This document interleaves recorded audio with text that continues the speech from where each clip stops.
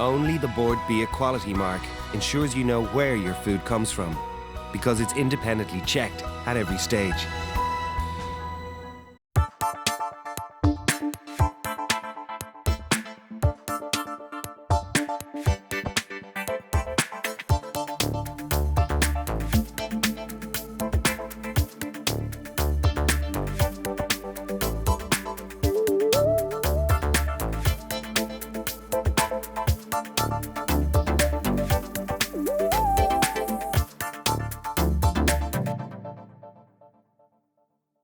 On today's programme, I meet Indy Power, whose gluten-free and refined sugar-free recipes are proven to be hugely popular.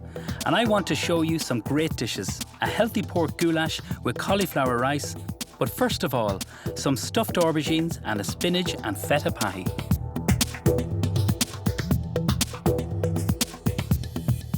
This recipe is a favourite with vegetarians, but everyone will enjoy this. Traditionally, in Greece, it used to be served in small individual tarts. I'm going to make a large tart, and it's very easy to do. We're going to heat the pan, use some olive oil in this. This is going to be the filling for the phyllo pie. Into this, put 2 onions. First of all, 1 onion which is very finely diced. Put in some spring onion, pinch of salt, and a little bit of black pepper. So we just let this soften just for a minute or two.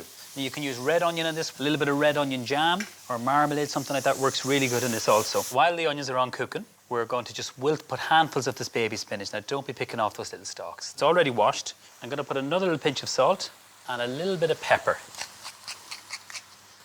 So this just takes a minute or two to do this in handfuls. You're going to keep all the nutrients and the lovely flavour in the spinach. You could put garlic into that, you could put pesto, you can change it up. Have fun, experiment with it. Now I'm going to put the rest of the spinach in.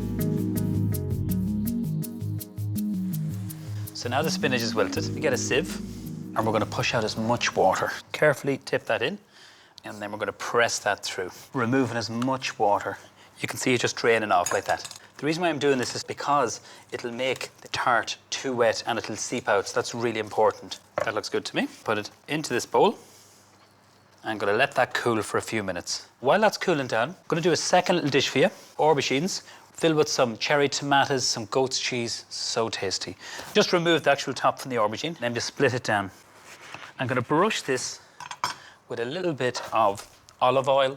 You can use sunflower, you can use garlic infused oil. And I'm going to do the 2 of them here. We need to season it up with a bit of salt and pepper and then roast it.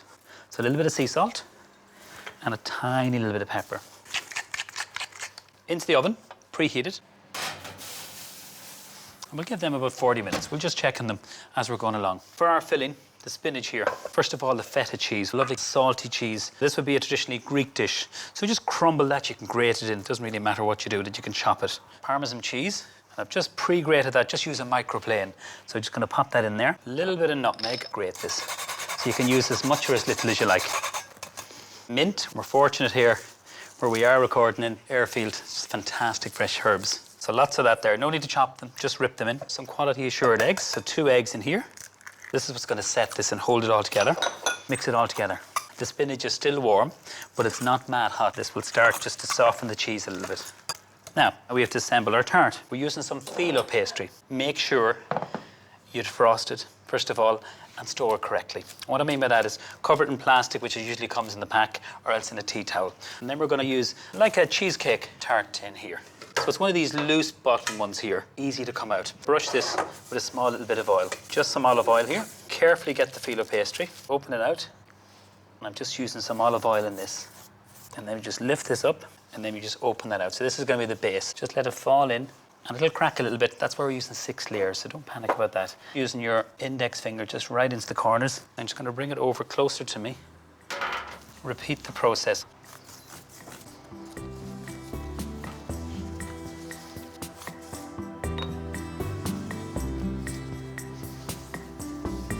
So as you can see, it's quite fiddly, but it's worth it. This pastry is lovely and crisp. Empty the mixture, and then at the back of the spatula, just push that down there.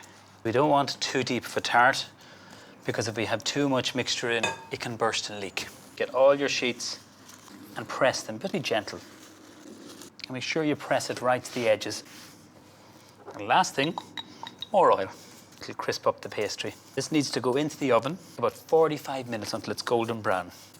I'm going to pop that in. I'm going to take my aubergines out. They look great. Golden brown, lovely and soft. They still are warm. It's the best time to be able to scoop out the flesh. Using a spoon protects the skin. Scrape it down. Start from the top.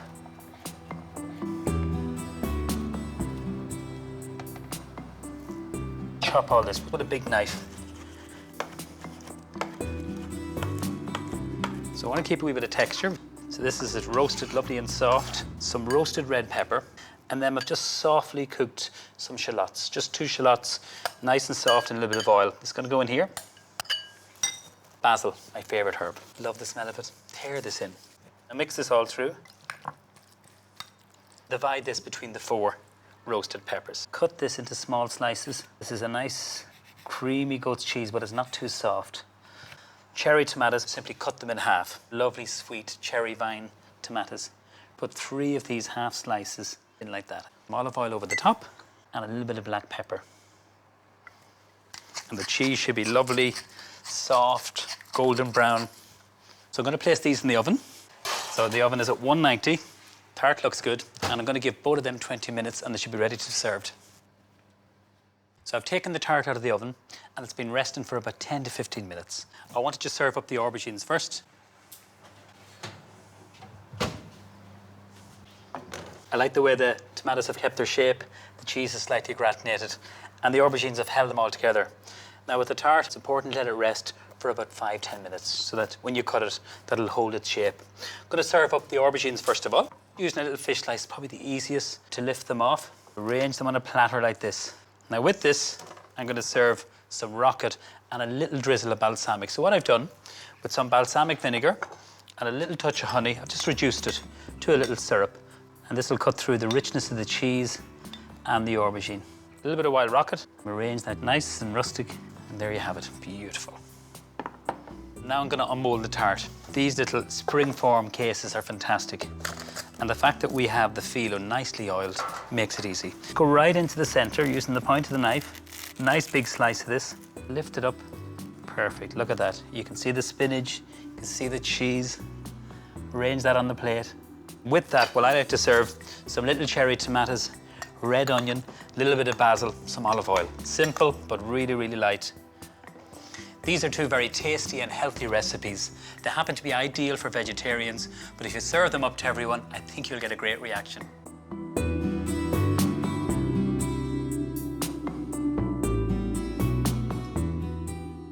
One of Ireland's most successful food bloggers is Indy Power, whose blog, The Little Green Spoon, promotes a healthy diet. I'm interested to find out how she persuades people to change the ingredients they use and the food they eat. I think what really draws people in is that all my recipes are gluten-free and refined sugar-free, real focus on natural food, and it's a lot of kind of twists on classic dishes, so it's the food people know and love, but in a new light. And if you put something up in your blog, what gets the most reaction? In general, it is the kind of sweeter things. I think a lot of people use that as a gateway to get into healthy eating, trying out the new sweeter things that they really appeals to everyone. Lots of crowd-pleasing brownies and that kind of thing.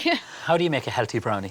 Well, my brownies are actually completely flour-free and they're gluten-free, and I'm using maple syrup as the natural sweetener. I use 100% pure maple syrup, so it's a lot more nutritious than table sugar or anything. It has nice minerals and antioxidants in there.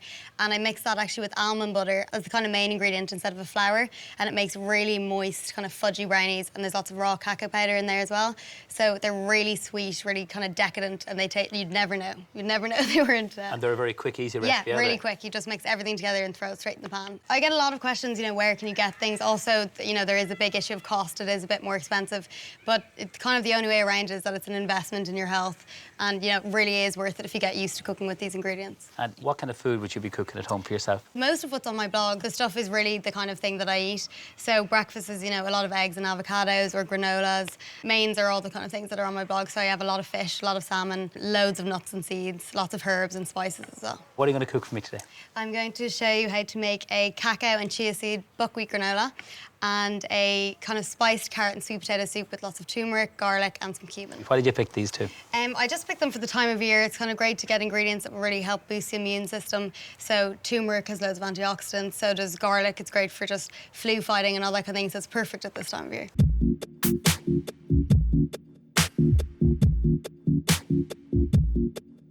you could just cube these sweet potatoes and carrots. Would this be a soup that you would make a lot? Yeah, I'd make this soup a lot, especially obviously in the kind of colder months. It's really, really comforting. And there's no flour in this soup, No, is there? no. Okay. I'm going to use a bit of coconut milk to make it a little bit extra creamy, and it's really nice and smooth as well. We're going to blend it so it's not chunky at all. Okay, so there's our carrots. They look great. And I'm just going to throw in as well just a few cloves of garlic, and you don't even need to peel them. You could just leave them as they are, and we're going to squeeze them out of their shells after. I love that idea because, you know, it kind of sweetens it, but intensifies it and stops Yeah, it from burning or catching. So what's the next stage now? So we're just going to give everything a really nice drizzle of olive oil and a good pinch of salt, and then Okay. pop it in the oven. So this is the olive oil here. Yeah. Say when now. Yeah, that's good. We can give that a toss. And then I'm just going to grab a bit of salt as well. Now, I'm interested you're using salt because we're all trying to cut back with the amount of salt. Tell Yeah. me what salt you're using. So I use a really coarse sea salt. They tend to be a lot less processed, and they also have amazing flavour. So a lot of people are obviously trying to avoid salt, but in moderation, you know, it's actually quite good for you, and it obviously is necessary for a lot of dishes. Yeah, and now we can produce our own sea salt, Yeah, like an apple exactly. and dingle. Yeah, It's amazing great. local salts, yes. Yeah. So what happens now? So now we're just going to pop it in the oven at about 200 degrees for 30 to 40 minutes until it's nice and soft. I'll put them in this Yeah. oven here, is Yeah, it? please, Okay, yeah. cool. No. So while that's in the oven, we can get started on the granola. If you'd like to pass me the oats over there. Yeah. Now tell me about all these ingredients you're using. So Cheese. the main ingredient for this is buckwheat groats. Despite their name, they actually have no wheat in them, so they're completely gluten-free, and they're also really high in fibre and protein, and they've got loads of flavonoids as well, which is really great again for the immune system and fighting disease. So I'm going to use quite a lot of these actually, because they're kind of the main ingredient. You get them in a health food shop? Yeah, they even have them in some supermarkets at the moment as well. Scatter in a few more of them actually. Few more. And then I'm just going to use gluten-free oats as well to make more clusters, kind of nice and crunchy. So you can get these in any supermarket now. These are cacao-flavoured granola. So I'm going to use raw cacao powder. So tell me about this. So this is completely unprocessed. Like cocoa powder basically is when it's heated and processed. Cacao powder is completely natural and unprocessed. It can be quite bitter because it's, you know, it's a pure, rich, sharp chocolate taste. But once it's mixed with the maple syrup, it tastes amazing and it's really, really rich. So just going to add in, that's probably enough. And it's full of antioxidants, so this is really good for your immune system. And then the next thing is chia seeds. There's actually loads of really cool ways you can use them. If you soak them, you can use them instead of eggs, which is really great for vegans and stuff. But you can also use it in puddings and desserts for kind of as a thickener. And jams as well, I love making jam with it. Add in some pumpkin seeds too. Might pop them all in actually. Actually, do you know what? You might need a little bit more cacao powder. Okay. I like it quite rich and chocolatey. Okay. You tell me when. Yeah, that's perfect. Okay. Yeah, it's quite strong. Smells great, that. Yeah. Once that's all nice and stirred, I'm going to add in the wet ingredients. Okay. So I'm going to use coconut oil today. So it comes in solid form, but I've just melted it and just drizzle it in. Coconut oil is actually made of really, really good fats. So it's more Okay. likely to be used as fuel instead of stored as fat. And it's quite high in cholesterol, but it's good cholesterol. And would you cook with that oil too? Yeah, I use it in savoury and sweet. I use either coconut oil or olive oil always, yeah. Okay. And would it have a very strong taste, the coconut oil? Different brands taste a little bit different, so it's good to try different ones, but it's a really unobtrusive taste and it actually kind of complements things rather than overpowering them. It's also actually great as a moisturiser and for your nails and tried stuff, that so yet. I have one in my bathroom as well. So you cook with it, moisturiser. Yeah. Wow, this is a super Yeah. oil. Wow, fantastic. So next I'm going to use maple syrups as the sweetener, but it's just really, really important to get 100% pure maple syrup. A lot of the ones in the supermarkets are actually just corn syrup or something that's flavoured with maple flavouring, so it can be a bit deceptive, but if you get a really good quality one, they're actually quite nutritious and have a lot of minerals and antioxidants and stuff in it, so at least you're getting something along it's with totally the sugar. natural. Yeah. So just make sure you give this a really good stir so it's all evenly chocolatey. Could you pass me a tray, please? Yep. So I'd normally use a kind of roasting tray like what we use for the veg, but this will do fine. This goes into the oven at about 180 for 20 to 25 minutes. So you just want to spread it out into kind of a thin layer and then maybe toss it halfway through as well, just so it crisps up Okay, evenly. I'll put that in then. Yeah. We can crack on with the soup. So would you mind dicing an onion No for problem. me, Do please? you want to find it iced? Yes, please. Super. Yeah, just one. And so these are the spices I'm going to be using. Turmeric, it's really anti-inflammatory and full of antioxidants, and it's going to give it a really nice sunny yellow colour as well. And then I'm also going to use cumin, which tastes amazing, kind of Moroccan-y spiced with the sweet potato.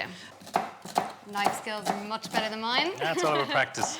I can great. smell the granola. It Yeah, smells it smells delicious. really good, yeah. Now, one onion. Perfect. So I'm just going to switch the hob on there to kind of medium heat, and I'm going to grab my olive oil, 2 tablespoons here, and then I'm going to sprinkle in the spices, and they'll get really toasted and flavourful. So you can let them sizzle away for about a minute. We're going to pop in the onion as well. Okay.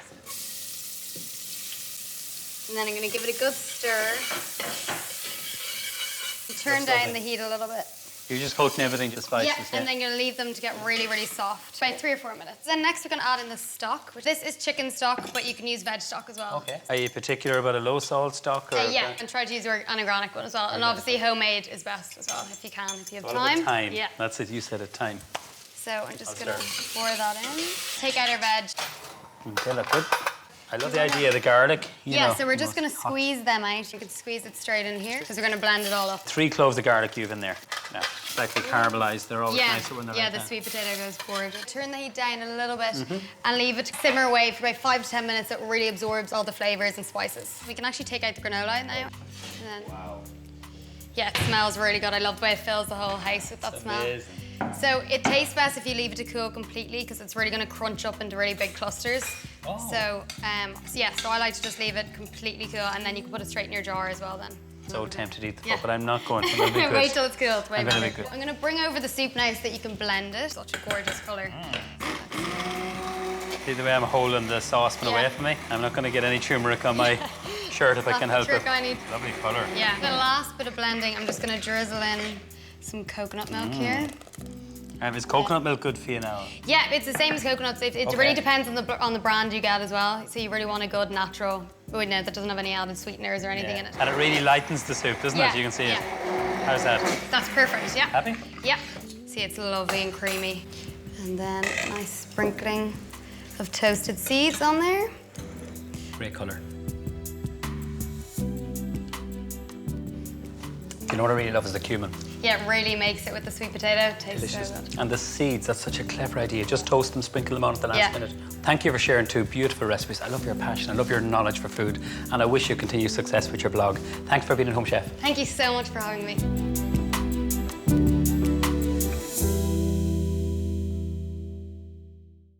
Look for the Board Beer quality mark, because it looks after you.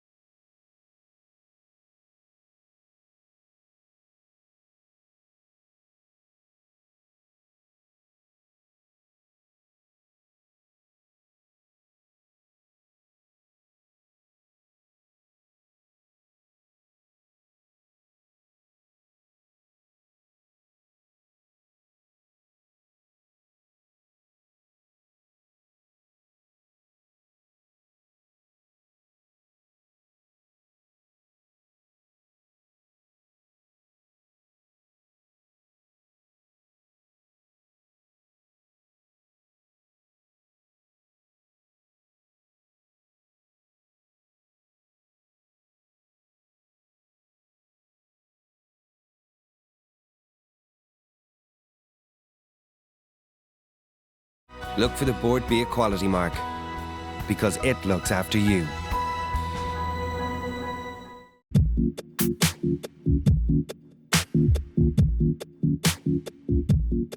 I'm using some pork fillet, which cooks fast. It's lean, it's really, really good value, so it is. I'm gonna toss it in some flour and a little bit of smoked paprika. So I'm gonna put 2 teaspoonfuls in here with some plain flour. You could make this perfectly fine with some gluten-free flour. Heat the pan. And what I'm gonna do, just with a spoon, I'm gonna mix it all through. So what I've done with the pork, I've cut it into thin little strips, removed any excess fat. It's gonna cook lovely and fast. I would have made this with beef. Very good value cut too is the shin of beef. Obviously takes longer to cook. Now, I'm not gonna put all the pork in together. I'm gonna heat a little bit of oil. So I'm just using some olive oil. You can use some rapeseed oil. Spread out the pork. So don't throw it all into a pile. I love the flavour of pork. It's actually one of my favourites, and this is some quality assured Irish pork, which I'm using here. Keep the pan nice and high. Don't put all the pork in together because then it begins to stew. Turn it over. So what I'm looking for is a nice little bit of colour coming through from the smoked paprika. And it slightly caramelises the pork, so it does. You're just sealing it in. That's really what you're doing first of all. So we've sealed it off. It's not cooked. The pork looks good. Just bring up your dish and just lift that out, just using the tongs. You can use a slotted spoon, but I find the tongs as easy. Now we've got to get cooking our onions, which are already sliced, in the pan. Put 1 clove of garlic. I'm just going to simply crush the garlic. You can chop it. So just put it into the garlic crusher and just scrape that down. If you're a fan of garlic, you can put 2 or 3 cloves. It doesn't really matter. Prepare our peppers. Remove the core. So I'll use the bowl here and any of the seeds. Cut this what we call julienne, which is long, thin strips. But it's relatively a very fast dish because we're using a lean cut, which is probably the tenderest cut of pork, the fillet, and it'll cook very, very fast. So there's 2 peppers I've used. Now I'm going to just get a spatula here, and we're just going to stir this all together. And then you've all the flavours from the pork, from the smoked paprika. Keeping the pan nice and hot, I'm going to deglaze it with some red wine. Good splash of red wine just to the base. It's going to be a little bit noisy. We're going to keep that later on to enjoy with the goulash. A little bit more smoked paprika, and this is optional. It's not hot, it's lovely and smoky. Some dried oregano, or you could use sage, would work very well. It's quite intense. Dried herbs are actually a little bit more stronger than fresh herbs, so if you have fresh, wonderful. Can of tomatoes. Just pour them all over. Put in some Worcester sauce. I love Worcester sauce. Even when I cook a big pot of mince or a beef casserole, even with a sauce for sauce Diane, love this. Plenty of the Worcester sauce goes in there. I'm using some stock, a little bit of beef stock, you know, from a low salt stock cube is perfect. Just put that in here. Or you can use a brown chicken stock. Tomato puree, this will help enrich it. So a good drizzle of this. And then just to sweeten it, a heaped teaspoonful of honey. Stir this right through. This will all cook down and stew beautifully, so it will. And then goes in your pork. Just using the spatula. Now I'm just going to place the lid on this. We're going to bring that to the boil, but then we're going to turn down the gas underneath it and let that simmer. It's going to take about 20 minutes because the pork fillet's very, very lean. While that's on cooking, I'm going to show you a really interesting way of cooking some cauliflower. We're going to make what we call cauliflower rice. I really enjoy cauliflower. Some people don't like it at all.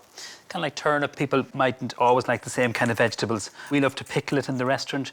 We love to make a soup from it with some truffle oil. It's really delicious. So I've just removed the core from the cauliflower. Simple as that. The florets, we can just cut them in half. And then all we're going to do is just simply blitz it in the food processor. So it kind of looks like rice, but it is cauliflower. You can jazz it up with different spices if you want to, but I honestly think there's enough flavour in the goulash. You don't need to mess around with this. And then they go into the food processor. We're going to use the full head here. Put the lid on, and we're just going to whiz this.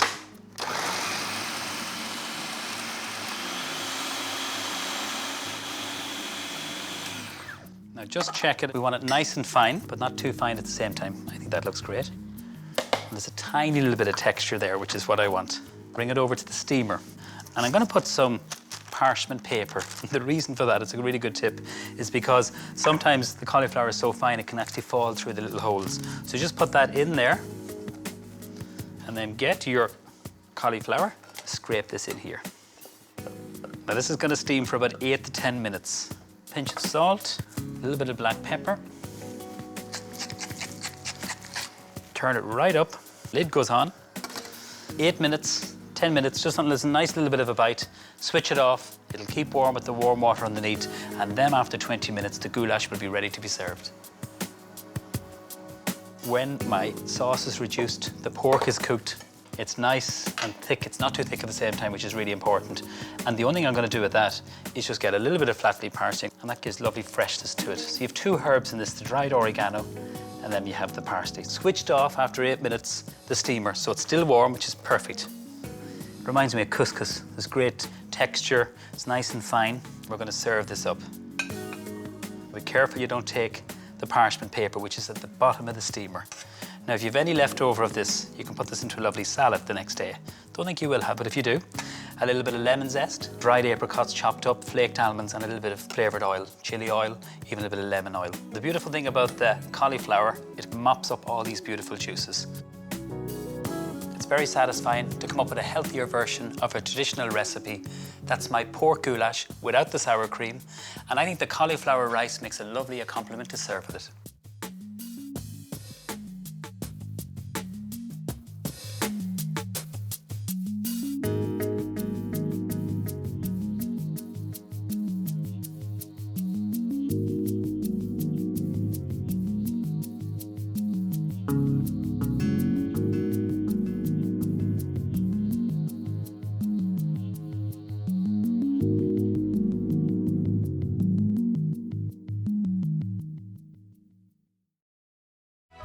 Only the Board B Equality mark ensures you know where your food comes from, because it's independently checked at every stage.